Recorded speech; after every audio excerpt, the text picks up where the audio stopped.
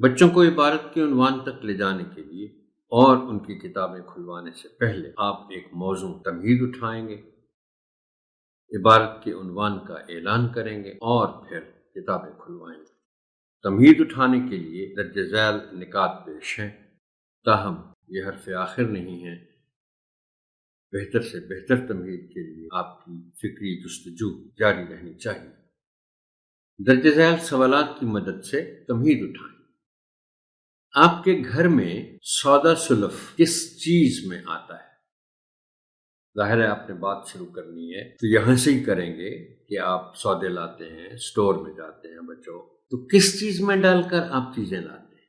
آپ جب سوال کریں گے تو سودا سلف کا جو لفظ ہے اس کے معنی بھی بتا دیں گے کہ جو ہم چیزیں لاتے ہیں گھر میں خرید کر، چھوٹی چھوٹی بہت ساری، اس کو سودا سلف کہتے ہیں۔ اور ساتھ ہی اس لفظ کا تلفظ اگرچہ یہ اتنا زیادہ عام استعمال نہیں ہوتا، عام طور پر صرف سودا استعمال ہوتا ہے، لیکن بہتر اردو بتانے میں کوئی حرج نہیں ہے، تو اس کا صحیح تلفظ بھی بتانا ہے کہ اس کو سودا سلف کہتے ہیں۔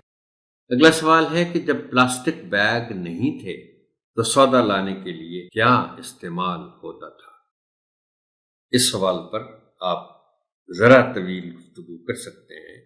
بچوں کو شاید علم نہ ہو، زیادہ بچوں کو، لیکن کچھ بچے بتا بھی سکیں گے کہ اگر پلاسٹک بیگ نہیں ہے تو پھر چیزیں کس میں آئیں گی؟ کیا پلاسٹک بیگ کاغذ کی طرح مٹی میں مل جاتے ہیں؟